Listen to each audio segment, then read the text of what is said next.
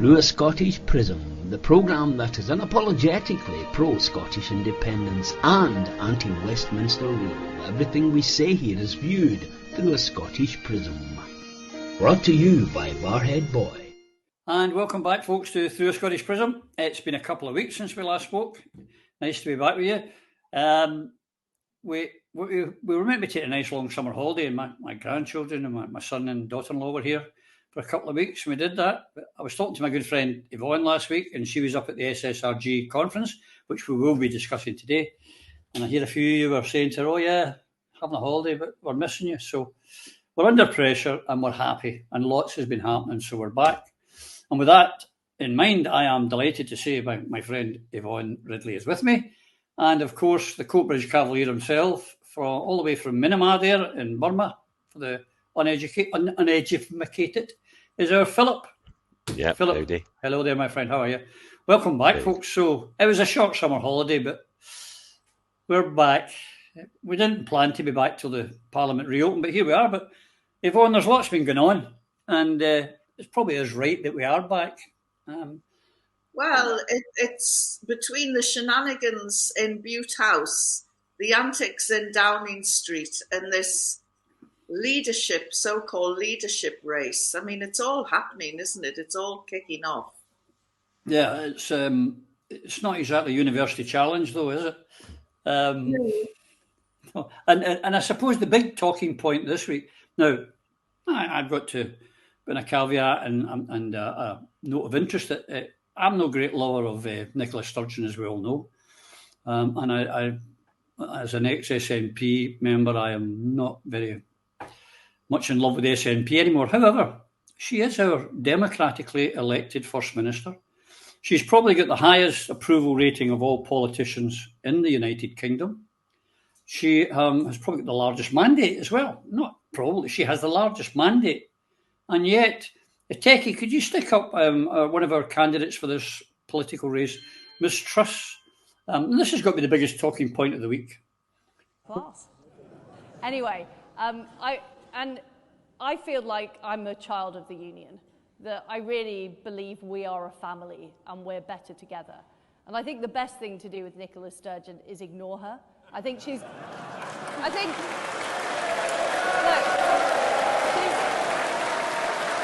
sorry. It's a bit difficult when she's First Minister, though. She's got a democratically elected position, just as you would. I'm sorry, she's an attention seeker, Seb. That's what she is. Disgusting. I mean, Yvonne, here's the thing. She's playing to the gallery, and they're always complaining, oh, you're anti-English if you want Scottish independence. If ever there was a show there of anti-Scottishness, it was them applauding while the First Minister of Scotland is being demeaned, spoken down to, and treated like a possession, and they clap like performing bloody seals. It's just epitomises some of the main reasons why we do want independence: contempt for Scotland and our First Minister. Yes, I think that the reaction of the audience was the most telling point in all of that exchange. I mean, Liz Truss says that we're one big family. Well, if that's the case, she's the mad ant in the attic. But unfortunately, in this race to the intellectual gutter, I think that we're looking and listening to the next British Prime Minister, because those who do get to vote over who will be the next British Prime Minister, I think David Cameron called them the swivel-eyed loons once. These people are not going to vote for a man with an olive skin. And it doesn't matter how far right or how Tory or how British Rishi Sunak is, this element in the Tory party just look at him and think, no, we'd rather have a woman, even if it is somebody, like Liz Truss, who is tam, thick as mince, which I think is a wonderful Scottish saying. But you said that the audience were performing like seals. When Nicola Sturgeon did finally retaliate, which was yesterday, she, of course, Liz Truss had branded her an attention seeker, and Nicola Sturgeon poked fun at Truss by posting a snap on Twitter of a seal popping its head out of the water in Argyll. And, that was basically Nicola Sturgeon's riposte, which I think that maybe that hit the right note, but somebody from the SNP should have gone on the record officially, or a statement should have been released from Bute House to actually point out the gravitas of what happened when Liz Truss said what she did, because as you pointed out, she is the democratically elected leader of the great nation of Scotland. Mm-hmm. Which is meant to be an equal partner in this union. Yeah. And that didn't look like equality to me. The one thing I would say, like they find a woman acceptable. That crowd, that mob that was there braying and clapping, are probably more likely to refer to her as a filly. Let's take the filly, not the olive-skinned guy. Yeah. Is probably the way they viewed it. Misogynistic, racist. And I think, who was it? I can't remember if it was Michael Heseltine, one of the old Tories, or what do you call him, Chris Patton, who said that it's no longer, or Ken Clark maybe, it's no longer an all nation and one nation Tory party. It's an English nationalist party, and that, Phil, is what came out in that clip. Because later in the week, Sky with that lady that likes to think she's a big hard-hitting journalist, Kate Burley, said to her, "Would you like to? If you see the First Minister, will you apologise?" Nope. Again, to lots of applause from English Tories. And we're the racists, by the way, Phil. Yeah, playing the crowd. Truss, she lacks tact. She's likely to blurt out what's in the front of her mind. She's a puppet. She will finish the Brexit fiasco. And I completely agree with Yvonne.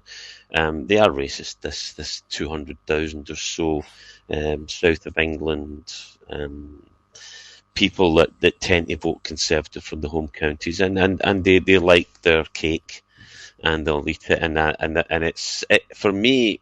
I just wonder. I'm interested in the response on this contempt that you mentioned, Roddy. Does Scotland stand up to this disdain, the way we are treated? But is the SNP seriously standing up for anything of importance these days? We seem to be going along the stuff that Nicola seems to be going along with NATO, with the EU, with everything we're seeing now. It's almost as if the same puppet masters are controlling the Scottish First Minister as control these creeps that have been presented to us. We talked about it before. Who, if the Conservatives were serious about putting things back in order, and the Conservatives can get some things right, but they're taking this to ground zero. That where we're heading is extremely serious. The state that Britain's in right now, and the fact that it's still heading on a downwards trajectory, means they will not put anyone of import in charge, because they will bring their A-team to clean up after this mess has been completed. And Liz, the outside shot that is Rishi, they will finish it. I mean, what he said as well about, don't worry about it, fellow capitalists. We are taking the money back out of the system that we're put into impoverished areas. But who are these people? They're just not fit for office. And why are people not paying attention? Why aren't we kicking up about all the horror that's going on in the world, instead of shouting about things that you can get really angry and really upset when you see this? The answer is not to get drawn in. The answer is to get organised, respond, and get the hell out of this union. I agree. I mean, what they're gaining all these, because they're playing to a specific audience. I appreciate that, Yvonne. but they're talking about tax cuts. And that gets, that will get you some votes and gets you lots of applause. But, 20 to 30% of the entire British population are not earning enough to be paying tax, so it's not going to help them. And then we had Rishi, who, again, playing to the lowest common denominator of the Tory, who love austerity, love bashing the taffies, the jocks, bashing the poor, the disabled, the infirm, the weaker. He is at a meeting in Tunbridge Wells, and Techie, if you could put up this, where he's talking about, I'll let him speak for himself, but listen to this and give me your comments on this, Yvonne. On you go, Techie. From all of you, I managed to start changing the funding formulas to make sure that areas like this are getting the funding that they deserve. Because we inherited a bunch of formulas from the Labour Party that shoved all the funding into deprived urban areas, then that needed to be undone. I started the work of undoing that. Here you go. The areas that need funding most, the urban areas with the poorest people, the worst infrastructure, the worst housing, the worst sanitation. Oh, we're going to take it from them. We'll bring it here to Tunbridge Wells. And we get a new cricket field and we'll get a new bowling green. What? It's disgusting, Yvonne. I doubt if he's been within half a mile of a council estate or a scheme. Really, I don't... those big Bambi eyes and velvet soft voice don't fool me, and they shouldn't fool anyone else. Of course, when you look at the lack of quality in this Tory leadership race, you think, well, this is great news for Labour. But then you look at who's leading the Labour Party. And it's a man who's banned his MPs or his ministers from standing on a picket line, even though it was the unions and actually it was the RMT that helped form the Labour Party in the first place. I mean, talk about biting the hand that feeds you. So I've got no confidence at all in Labour being able to do the job by unseating the Tories. But as Phil says, maybe, we shouldn't start getting obsessed by what's happening down in Westminster. We should be busy digging our escape tunnel and focusing on that. And, when you think of Colditz, they didn't bother looking at who's running Colditz. They were busy planning their escape, and that's what we should be doing. We need, as Phil said, we need to get the hell out of Westminster, not be part of it, not take part in it. We just need to get the hell out and quickly.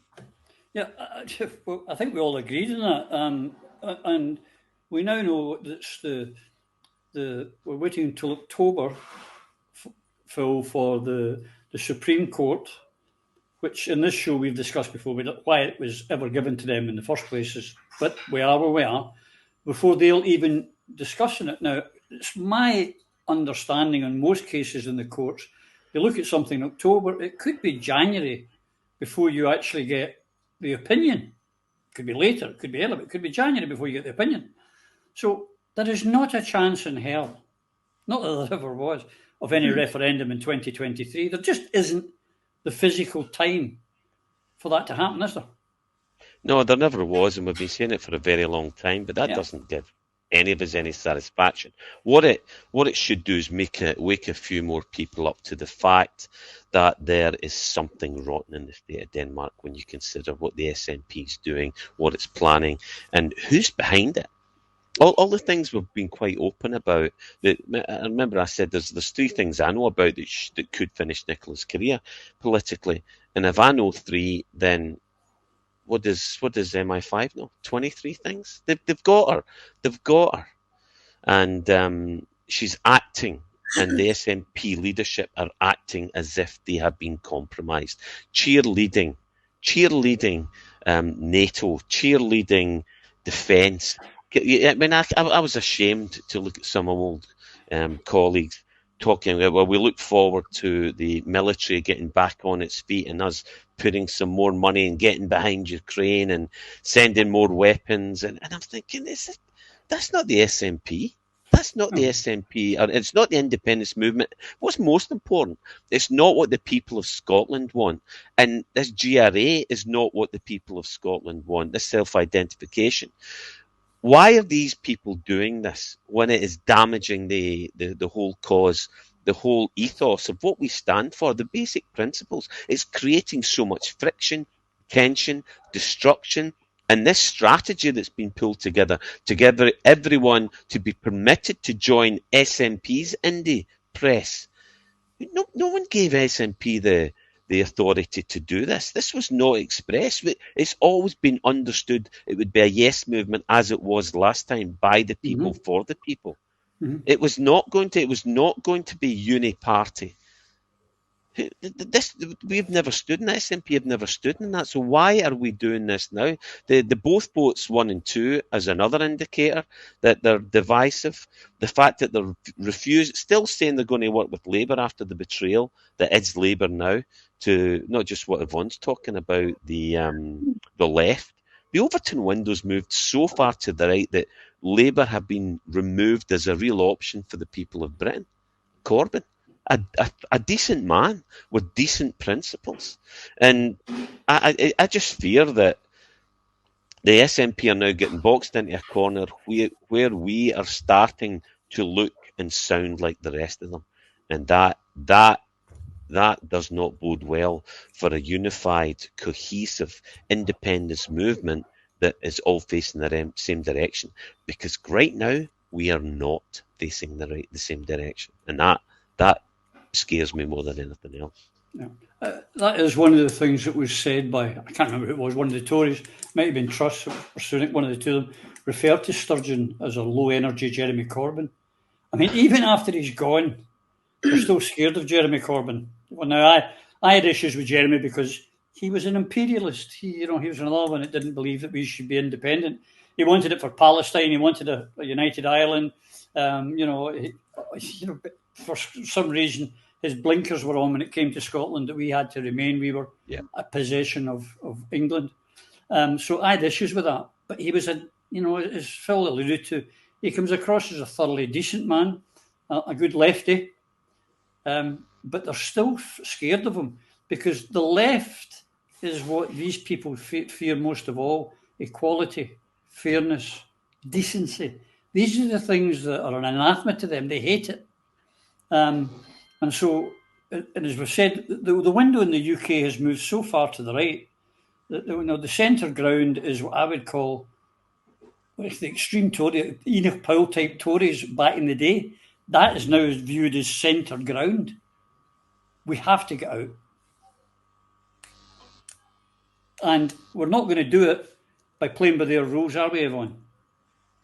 No, we're not. As I say, we should really liken ourselves to the prisoners of war in Colditz. They didn't set about trying to change the running of the camp or changing the commandant in the camp.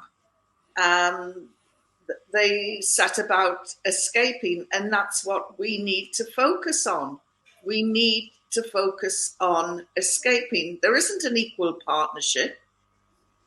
We're not allowed to sit at the big table. We're not even given a few crumbs off the big table. We're being humiliated. And this, going back to the start of the show, when you showed that clip of Liz Truss demeaning and undermining the First Minister of Scotland, there isn't an equal partnership at all. And the game is up. I mean, it was up for many of us back in 2014, but more so now. Let's get the hell out of there. I think that we should get our MPs out. The last time we talked, it was about the disgraceful reaction of the Speaker, Lindsay Hoyle, towards Neil Hanby and Kenny McCaskill, who were, are the Alipur MPs. When they left the House of Commons under that torrent of abuse from the Speaker, then the rest of the MPs, certainly within the SNP and other parties, they should have got up and walked out. Yes. It was a really abusive attack, I think, on the people of Scotland, the nation. It was awful. Yeah, I mean, one of the things that's going through on this, against linking the two things, Phil, is I put out a clip of Brandon Lewis. The once in a generation thing keeps getting wheeled out. Now, it's a nonsense. We know it was never said. It wasn't in the Edinburgh Agreement. But here's just the thing.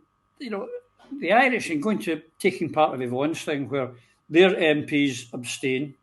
As soon as Mary Lou McDonald becomes a Taoiseach, which will happen at the next election, I hope and think, they're going to have a border poll. No one in Westminster is going to say, "Oh, you can't. Now's not the time. Not going to happen."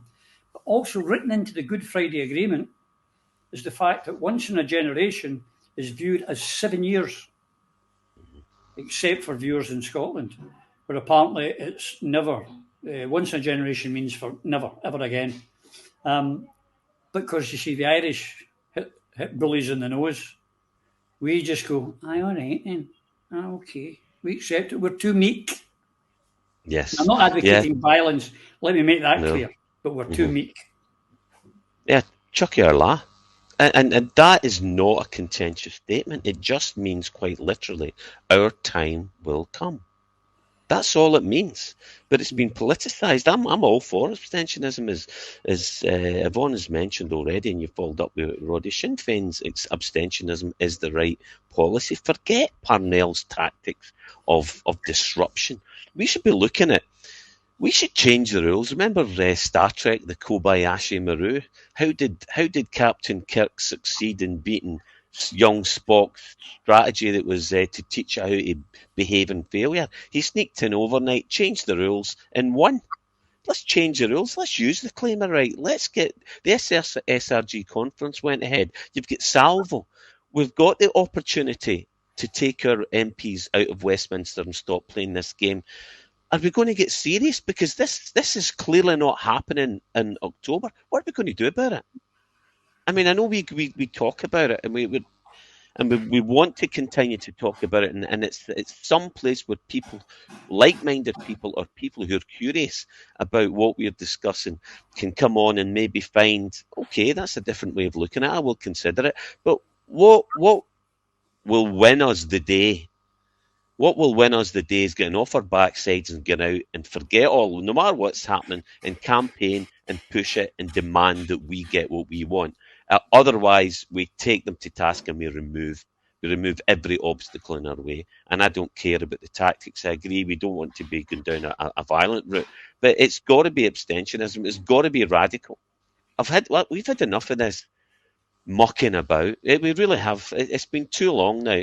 Nicola wasted so much time, and I'm so disappointed in her. She's been a major, major letdown. She's failed us. And now she comes out with this Section 30, which everybody laughed at because we knew it was nonsense. It's been proven to be nonsense. So what's the real plan, Nicola? What's the next move?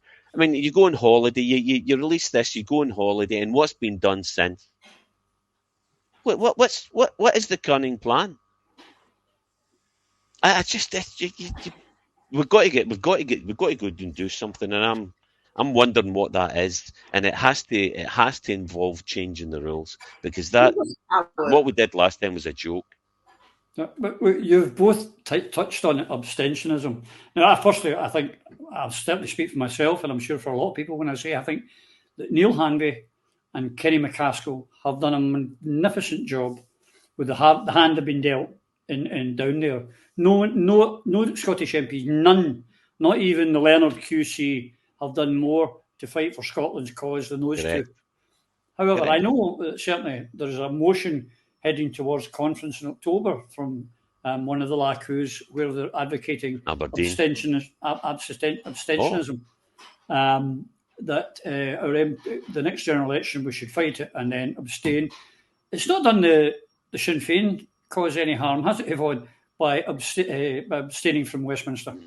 No, I'm a firm believer in abstentionism, but I would crank it up even higher. You know, I was looking back into recent history, and people power. I keep going on about people power. We need to rise up peacefully, but do something that will shake the very core of Westminster and Holyrood, because they're too complacent in Holyrood. And some of you listening will be saying, "Oh yeah, but what can people achieve?" Well, looking back in recent history, the Romanians, when they rose up against the Ceausescu regime, they did it in 12 days. 12 days!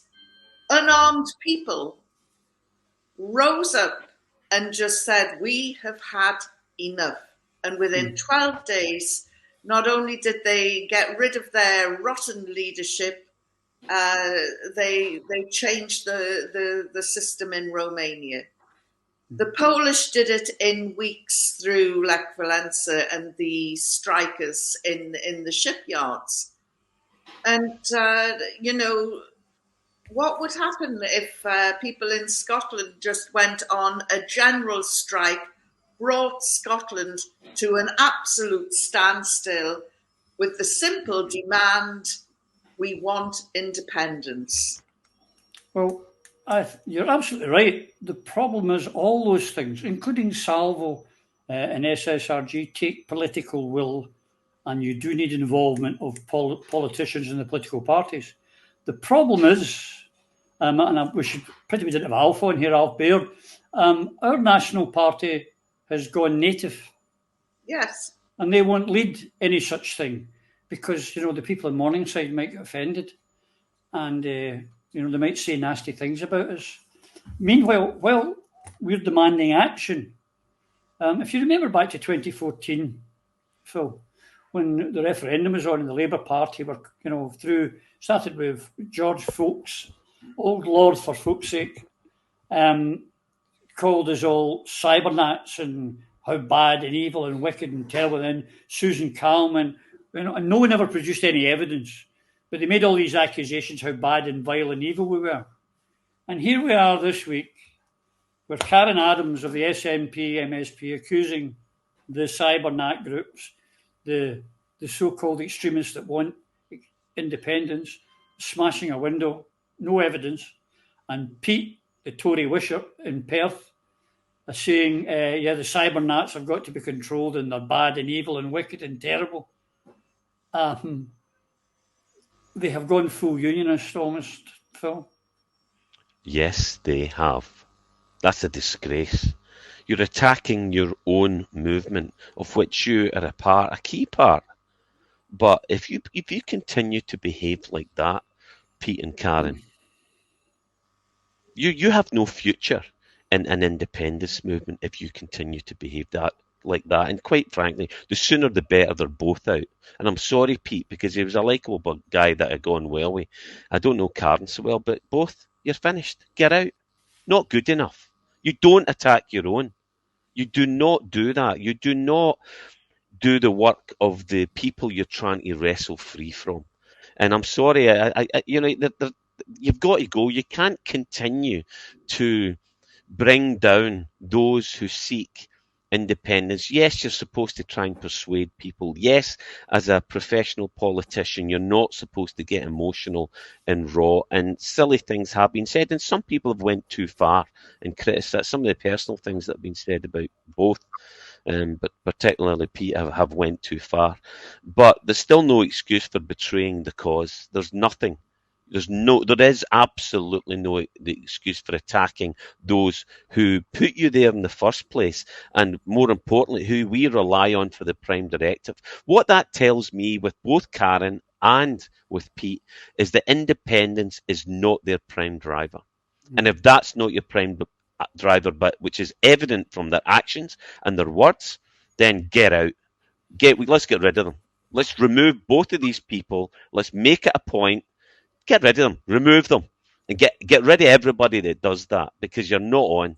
We really need to really get moving again, because it's sickening, the thought that, what are we going to do, just whinge until October? I mean, we really need to get moving. We need to do something, and that's just why I take my hat off to people that are trying, like SSRG and Salvo. They're looking for a way. They seek a way. The political will, you speak about it, Roddy. I think both Yvonne and yourself have got it right. It's the people. Only the people can make this happen. Mm-hmm. And given what's happened around the world and the rise of people having enough, and the right wing in so many different countries, and the oppression and what's happening, and pretty much with the oligarchs and the people who are currently stealing all the money to the detriment of the vast majority of the people on the planet. There's strikes starting to rise everywhere. There's people are talking revolution, walking revolution. And it's coming. I agree with what we've been saying recently. I wasn't so sure, but now I think it's a dead cert that we are going to have to rise to make anything happen here, because the Tories are taunting us with clowns like Rishi and Truss. I mean, it's insulting, and it does make you angry. If you'd rather go out and shout about something. And maybe there's other things. There's things like there's murder going on in our name. We're killing people. We're sending weapons into Ukraine. We're not speaking up against Israel. We're not speaking up against Yemen. What about the wars that the West is putting into place?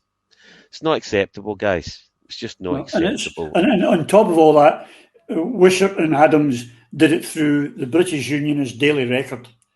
No coincidence that the head of SNP Communications, Yvonne, is none other than the writer of The Vow, Murray Foote. And suddenly, betrayal. That's a betrayal. Every time the SNP want to say something goes out in the Daily Record, just a coincidence. The only problem being, Yvonne, I don't believe in coincidences, especially in politics. Well, as I say, instead of ruminating on what they're up to, we just need to dig our own tunnel and get out. We can't wait for them. And this alarming turn, I mean, when I moved up to Scotland and I did join the SNP, I had a sticker on, which I think they'd taken from CND, Ben's not bombs. Yeah. And, you know, it was, and now we've got Nicola Sturgeon glorifying war. Yeah, Techie, I believe you've got that very thing that Nicola did. Can you put that up for us, please? Yeah. Well, I thought that was a spoof. I thought that was a spoof when I first saw it, so I didn't respond to it immediately. And then I realised that it wasn't a spoof. And by this time, the former councillor, Mary Hunter, and Rosanna Cunningham. That was idiot. One of my. And I said, why are you glorifying war? Correct. I'm so sad for the people of Ukraine because they're in a war that they can't win. And what they're being armed to the teeth by the West to fight a war that they can't win. And I just think what they need is an army of diplomats getting in and trying to get some sort of peace deal out of this whole debacle. And which started because the Russians got paranoid about all the NATO activity in the region. And there is a history there. So, you know, you could say in some ways maybe their paranoia was justified. But Russia has to give back the lands. And the only way that this is going to happen is through talking and through diplomacy and through a United Nations with a backbone. Why we're arming, as I say, to the teeth this population that hasn't a hope in hell of winning this war. It's, another never-ending US war. 20 years in Afghanistan and nothing was achieved. We're back to Afghanistan being controlled by the Taliban, except now they've got a great big army to do it with weapons supplied by the West. So these never-ending wars lead to nothing but heartache and heartbreak. And to see the First Minister of Scotland, a country that's always been associated with peace initiatives and peace and not a warring a history of war. And for her to, be fist bumping and it was just awful. Disgusting. I mean, it goes back to, I remember joining the party in the 60s. I know I don't look it, but it's the truth. Back in the 60s when I joined, as had been the case from 1934 when the party formed, Phil, was one of neutrality, anti-war, anti-weapons of mass destruction. We always, who can forget Alec's brilliant speech when he was maligned and pillared, but he was right about the unpardonable folly of bombing Belgrade by NATO. We have always stood against war. And here's another thing that Nicola Sturgeon's taken away. Not just the NEC and the democracy of the party, but she's flirting with nuclear weapons, but she's glorifying war. Glorifying, and on a false fake news premise, because that was numbers released by the Zelensky government in Ukraine, which don't bear any resemblance to the reality on the ground. Because as Yvonne points out, Ukraine is getting its ass kicked. That's a fact. And Ukrainians are dying unnecessarily. Poor Ukrainians are dying unnecessarily. Ethnic Russian civilians are dying unnecessarily. Russian soldiers are dying unnecessarily. This could be stopped with diplomacy. The day of the Kosovo, there was a slight that between Kosovo, Armenia rather, and Azerbaijan. The EU were writing, stop this, let's negotiate, let's have a peace, we'll be a peace broker. Yet with the Ukrainian war, they're in here, have some guns, have some tanks, have some missiles. What is going on, Phil? Why has the EU and we know the UK why, but why has Nicola Sturgeon bought into all this US NATO foreign policy warmongering?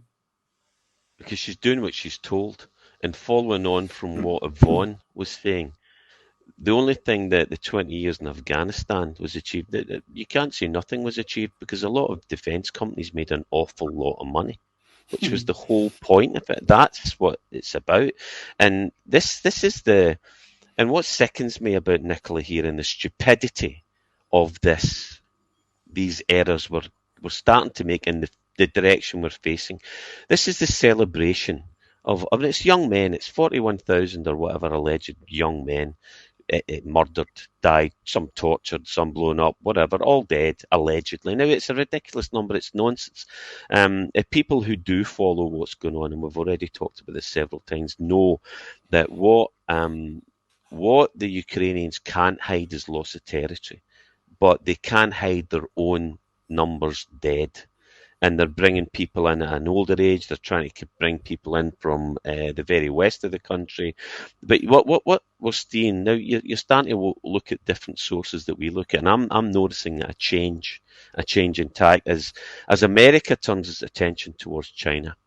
We've all seen that coming. We've talked about it. It's in the peer contender, the peer challenger to world dominance that is China. It's not Russia. It used to be, but it's not anymore. And Russia is the Ukraine war. Now the Americans are talking about, you better watch out. We fear there might be an attempt on Zelensky's life. And you think, well, wait a minute, that's what they do. They actually accuse someone else of doing what they're planning on doing, like the false flag tickets that they pull. Another one they talked about was the Amnesty International article that announced that the citizens they were using human shields. The Ukrainian army were using human shields, and effectively Zelensky is a war criminal. Now, they've all kicked off on that, but there's been some discussions on Alex Christoforou, and he came up with a theory that I thought was very interesting, well worth investigating. Does that mean that this is why the Ukrainians approached the Chinese for some help here? Because they realise they're the meat in the sandwich? Finally he's beginning to realise that the game's up, because this could be up in a matter of weeks, if not months. The game is up in Ukraine. There's the Russians will complete. What happened to, remember there was a story of a 1 million man counterattack that was being pushed by the West. What's the reality of that? The reality is the Russians are moving forward on all fronts and preparing for a final push. Yeah. I mean, the fact is that there's not been a successful, since it began, attack or counterattack by the Ukrainians. So how they could kill so many Russians, it's not possible. But Vietnam. Vietnam, 20, how long were they in Vietnam? Was it 15, 20 years the Americans were there? I can't remember now. It was a long time anyway. They lost 55,000 young men for what? For nothing. Doesn't add up. Really, for nothing. I am, as you know, against war. But the other thing that came out was our good friend, Techie Number One, who put out DuPont. I'm trying to remember. There's another 2 GM crop companies from America, DuPont, which goodness, it's on the tip of my tongue. I can't remember them. But apparently, it turns out they've got huge tracts of land in Ukraine. And Ukraine is, of course, the grain. One of the huge, something like 15-20% of the world's grain comes out of Ukraine. No poet, like an old poet, and so they control that, which means then they can, and most of that goes to the third world, which means that the US can control the food supply into the third world. Just a coincidence, isn't it, Yvonne, that the Americans could be controlling the food from people who might be showing interest in BRICS and in China and in Russia? Or am I just being an old cynic again? Well, either way, I just think that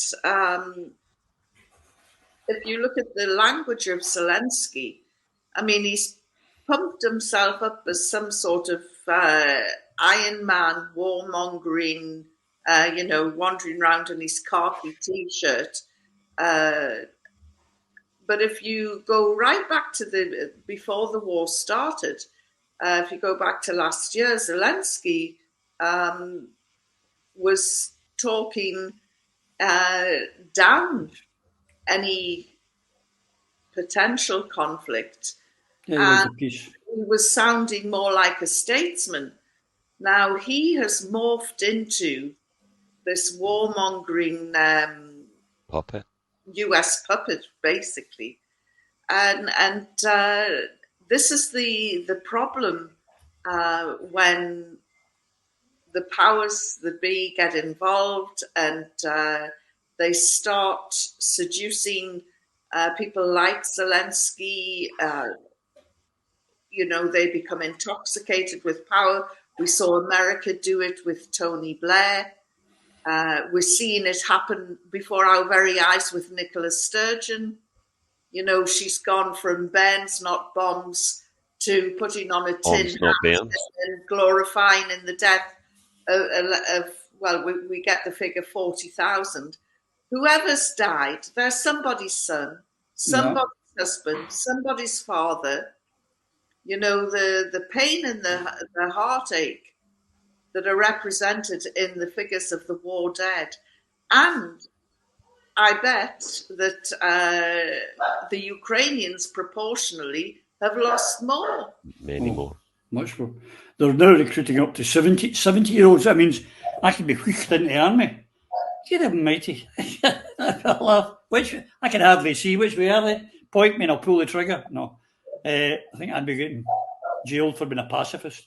They are, and they're recruiting women. So, yeah, it's terrible. But again, America not content with that. This week, Phil, the whole fiasco with Nancy Pelosi going to Taiwan, this was provocative. It was what was it to achieve? I mean, I've heard that I've heard one theory on it, which was her husband's heavily invested in microchips and the big factories in Taiwan, and she needed to go there and sort out a problem for him. Now, even an old cynic like me thinks that's a bit far stretched. Then I go, you know what? Nope. No, you know, exactly. But that was very provocative. And then they hold up their hands because the Chinese are responding a wee bit as if, oh, naughty Chinese, how dare you? It's just, what was the point of that, Phil? Well, it's America flexing its muscles to show that it's number one. It's still number one. It believes it still calls the shots around the world. And there's a lot of talk when you look at the numbers, and it's just over 800. Depends what set of figures you use, but the 2021 figures for military industrial complex spend were was over 800 billion for the States, and China's in second place at 230 billion. But the Chinese spends rising exponentially. They are becoming a peer competitor for world hegemony. So it's going to be a duopoly rather than a monopoly in the not too distant future. And they have turned their guns. They've made a disastrous strategy and implementation of a strategy against Ukraine, against Russia, through the proxy war through Ukraine. They've really screwed that up. And yet, on top of that debacle, where Europeans' economy is now, I mean, what you ask yourself, is it really a mistake? What was America's prime goal here? Was it to destroy the influence of the European Union? And if it was, they're doing a damn good job of that, because they're not going to stop Russia, given the amount of heavy metals, materials, rare metals, fuel, gas. You're not going to put Russia on its knees.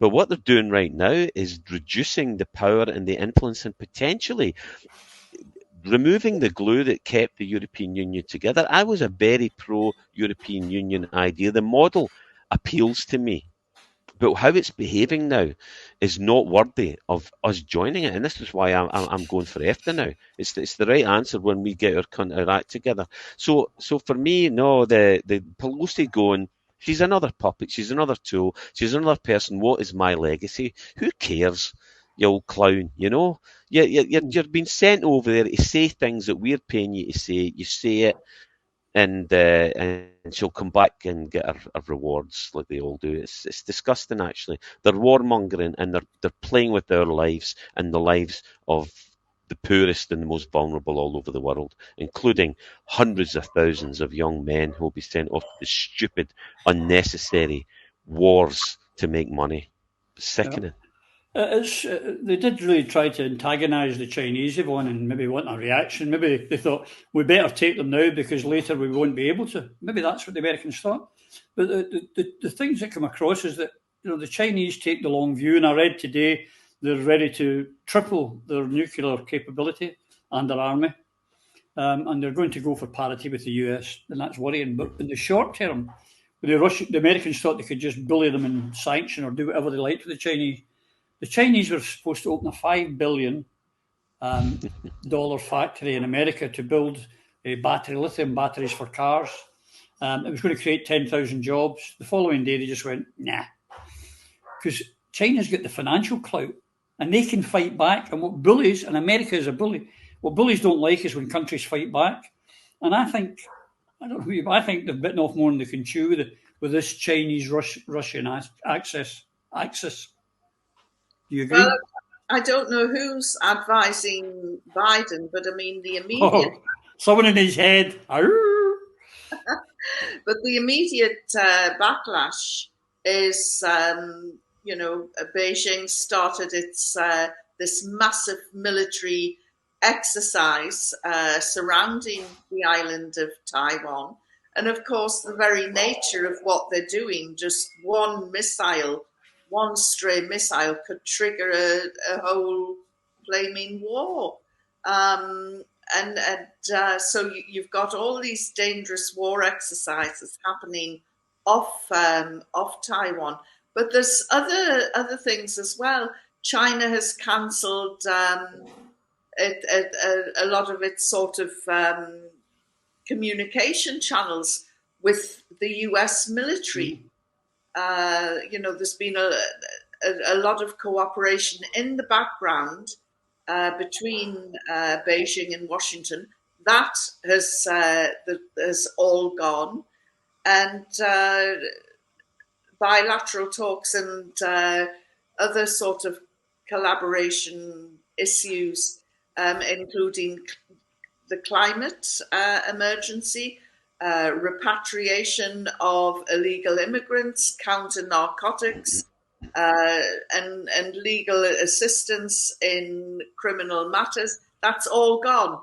That's all gone overnight, and it will have a long-term impact. And it's just, that act by Pelosi was totally irresponsible. And I don't know how the Biden administration can distance itself from it, because, they provided her with the military transport to go and visit Taiwan in the first place. And the relations now between the two countries have gone to an all-time low. And of course, we have to remember, how will it impact us in Britain? More importantly, in Scotland. And the reality is, with somebody like Truss at the helm, she's already barking mad. But once she falls under the influence of Washington and they start promoting the idea of the special relationship, who knows where it's going to end. Yep. Now, I know a lot of our viewers watch this just now think, I only want to hear about independence. But we live in a global village, ladies and gentlemen, and what's happening in Taiwan and Ukraine has an effect. And one of the big effects is this winter, we're going to go into 1930s, 1920s poverty, hunger, homelessness, unemployment. It's going to be terrible. One of the reasons is fuel prices. And I was looking while you were talking, I wasn't being rude and checking messages from anyone barring this, but the fact is that energy bills in Great Britain this year could hit £3,600 per annum on average. Meanwhile, BP profits triple to $7 billion as prices surge. There's a disconnect here, Phil. Now, you're an oil and gas man.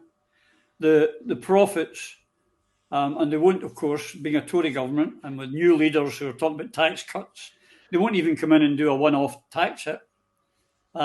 It's obscene, and we could get rid of a lot of the problems, because if your fuel's too high, then the delivery truck that takes your food, the tractor that ploughs the field, everything relates back to that cost. We could reduce and cut back in inflation, cut back on the cost of living. But then again, the shareholders wouldn't get a big profit, Phil. No, and this is there's a couple of points on this one I would want to make, and they're a wee bit contentious perhaps at the end. But first of all, the numbers. Pensions, I think the maximum pension is 185 a week in Britain, but most people don't get that. Most people get substantially less. It's about 144 or something like that. 148, I think. 148. But that, whatever that, it's around about that, and it's about $7,500 a year.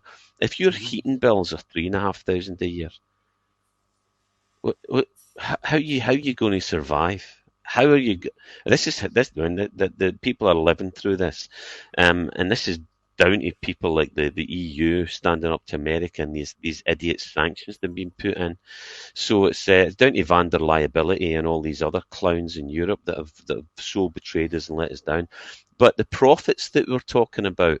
Oh, and another thing the Americans are relying on, they need to watch out for, is they rely heavily on big pharmaceutical production from China, so they're in trouble there as well, as if they thought we're in a bad nick. But the profits, what happens with oil and gas? What happens with oil and gas is usually your revenue gets.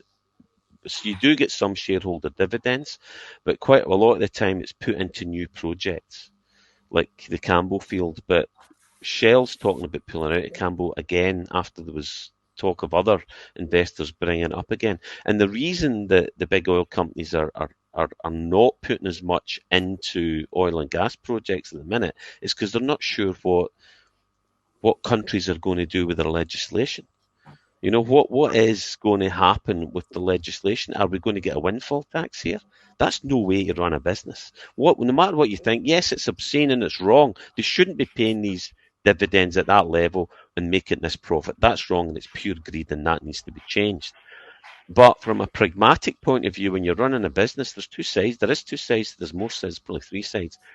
Windfall taxes is not the way to do it. What you do is you get a fair taxation like the Norwegian taxation system, and that the benefit goes to the people because you've got an oil fund for the people, and you restrict the amount of revenue that's extracted because the government takes its right share and reinvests it for the people. Now, one of the big things that is frightening the oil companies and that most people have bought into that I disagree with, and it's probably quite contentious, is I happen to know that I didn't do O-level biology, but I did enough of it to know that CO2 is a fertilizer. It makes plants grow. So there's a lot, there's an awful lot we could talk about that. We've got into the science behind that, because CO2 is not the energy, it's not the enemy. It's when you take out the greenhouse gases, 95% of them are water vapor. So most of the figures that are calculated are based on the remaining 5%. Anyway, there's lots of games getting played with this. We're being gamed with that one as well. Yes, we need to be sensible of climate change, but for me, I would say we need to be practical about oil and gas and not be silly about it. Have a real plan. Use this fossil fuel for the benefit for the people, to pay for any transition for future, because it isn't going to be there forever. And we need to be sensible at things like and not pay for wind and solar. The reason the oil companies will pay for wind and solar is because we know it will never replace fossil fuels. We shouldn't be looking at that. We should be going elsewhere. But if I'm not mistaken, again, it's too long, and it's a separate subject for a separate day. Oh, totally. But if you take 100% of a barrel of oil, only about 2% of it ends up in fuel for vehicles. Am I right? Or I don't know what this. It's a very small percentage. It's a tiny amount. It doesn't matter. I mean, you make everything you're looking at: glass, paint, everything syringes, you touch, you name it, near plastic, everything. That's the main part of oil. Yeah. Mm-hmm. Yeah, but it's still obscene amounts of profit. As an old lefty like myself, the profit is obscene, and the people Yvonne, we're literally going to have people dying of hunger and hypothermia in one of the richest countries in the world this winter. That's just a fact. And you're right, again, I go back to your cold. It's when we need to get that tunnel going, and quick. But how do we do that? Well, as I say, it's through people power, and at the moment, I think we're all being too complacent. You know, what is it going to take to trigger that movement? That's what we need. The last time in Scotland, I think it was the poll tax that really got people up and running, and you know, we need to get angry. We need a catalyst. We need something. I think, you know, as Phil says, when those fuel bills start dropping on doormats, people are suddenly going to realise that they have to do something. And as I say, you know, in recent history, in Romania, it took 12 days. 12 days. And, you know, Ceausescu, the brutal leader, he had no idea it was coming. He was standing on his balcony going like this to the crowds. And he thought all the noise was adulation, and the shock on his face when he realised that it wasn't adulation, it was hate. And it took, you know, 12 days. Yeah. And of course, they took the husband and wife out and shot them. Now, well, that might appeal to some in Scotland, but we're not going to go that far, folks. No. And it wasn't the people, I think, that shot them. I think it was their own military that and I remember the pictures, horrific pictures of the pair of them, him and his wife, and the shock and was on their face. You know, But the same what was his name? The guy in East Germany as well, when they were booing him down as well. Yes, I Yeah. have. You know, it's the Polish people, the shipyard workers. Again, the cynic of me, but I've got to go back to it because as we've seen, the Americans were helping a lot of this. The Americans were helping in Poland and helping in East Germany and the communist countries and helping in Romania. The Americans will not be helping Scottish independence. We will have to do it ourselves, same as they were probably involved, the CIA in the Arab Spring, because it suited their needs. The last thing they need is the aircraft carrier called the USS United Kingdom to split in the middle. Now, that's something we have to look for. We have to find a catalyst. We have to hope that something happens that will trigger our people. But we've run out of time, folks, as always, and I didn't even get time to discuss the biggest bit of news of the week, which is that Alfred Morelos is back from injury and will be in the pool for the Rangers this week. Maybe we can talk about that next week. But my dear friends, happy summer. Thanks for coming back, putting your buckets and spades away again. Thank you for being here. And we'll no doubt be back this same time, same place next week. And to you, my viewers, I hope you're glad to see us back. We're glad to be with you. And we will continue to bring you the news and views that we hope that you will relate to. But until we see you again, please, please, please, take care. Through a Scottish Prism, the programme that is unapologetically pro-Scottish independence and anti-Westminster rule. Everything we say here is viewed through a Scottish prism.